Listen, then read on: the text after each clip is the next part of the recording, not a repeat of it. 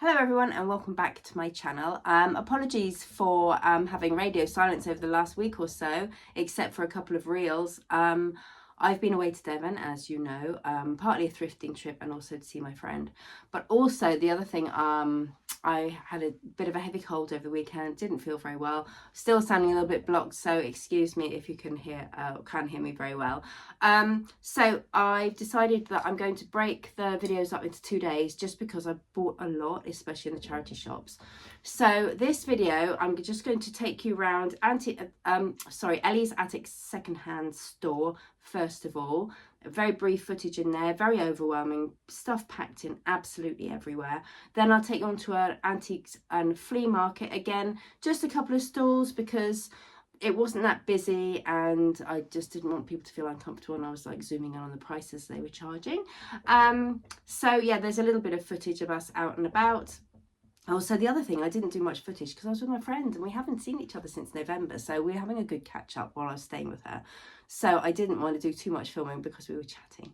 And then what I'll do is after the bit of footage that you watch, I will then show you what I found, which is all laid out in front of me at the moment. I hope you enjoy.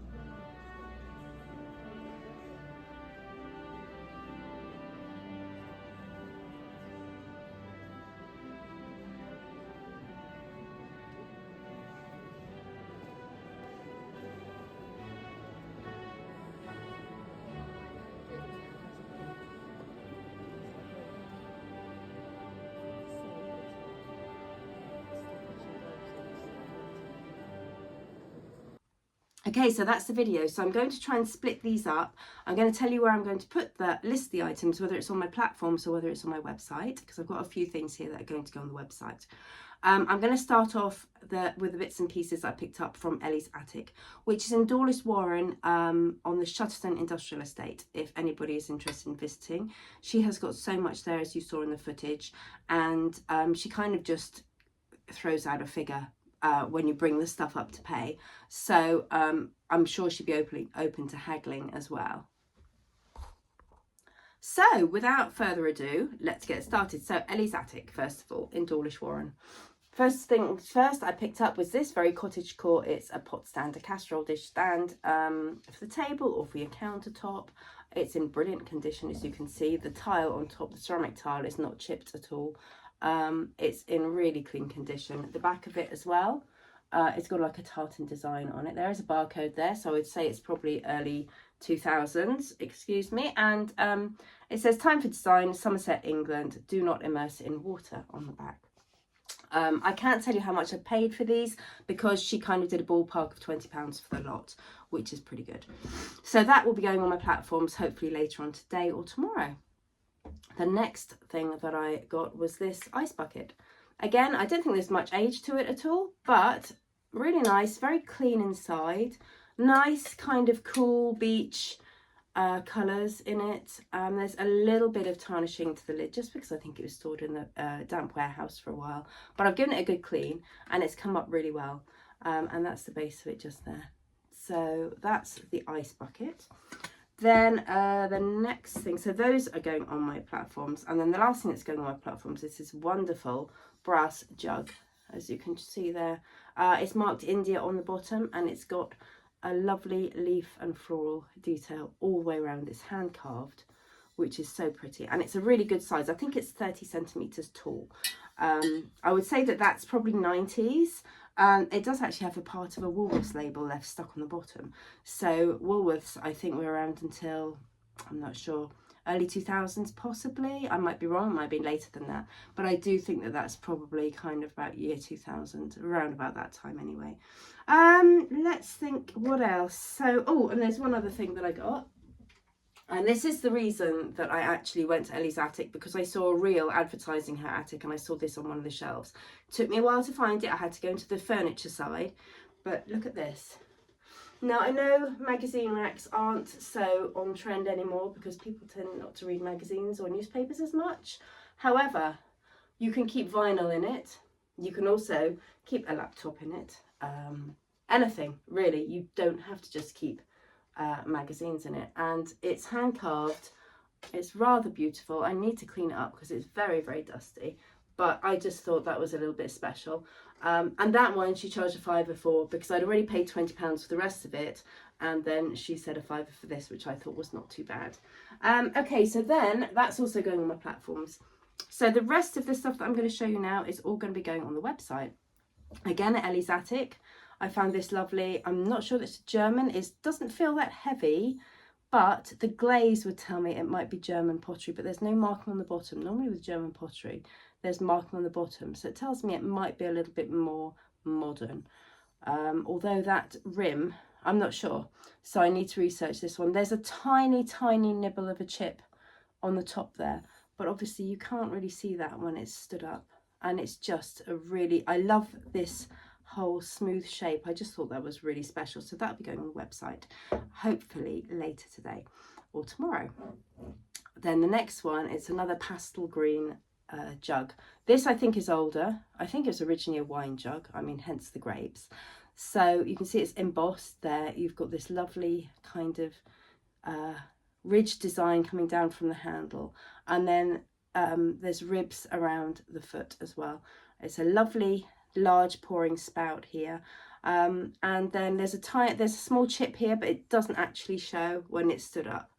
And then on the bottom it is impressed with some numbers. There's staining inside it, a little bit of staining. I have soaked it. I've soaked it with baking powder, but a little bit of the stain has remained. So that will also be going on the website. The next one, it's another jug. Don't get me started, I do love these jugs. But this one is particularly pretty. It's got that lovely scallop design, which I'm very keen on, which transfers into the handle up to the top here. And then it's got these lovely, I think it's forget-me-nots in little bouquets tied with a pink ribbon all the way around. There's some cracking to the glaze and it says ironstone on the bottom. So I would think this is a little older. And it's nice and clean inside as well. And like I said, there is some cracking to the glaze, but I don't know whether that can show. You can see that on the cam. Yes, there you go, just here. You can see there's some cracking to the glaze, and that is pretty much all the way around, just like that. That's also a website. The next one that's going on the website first is this unusual little bone trinket dish. India, made in India.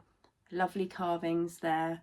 Nice brass hinges in really, really good condition. There's nothing wrong with it. And then inside you've got this purple velvet lining, which is spotless. I don't think this has ever been used. So I picked that up and I thought, yes, that'd be a nice little thing for my website.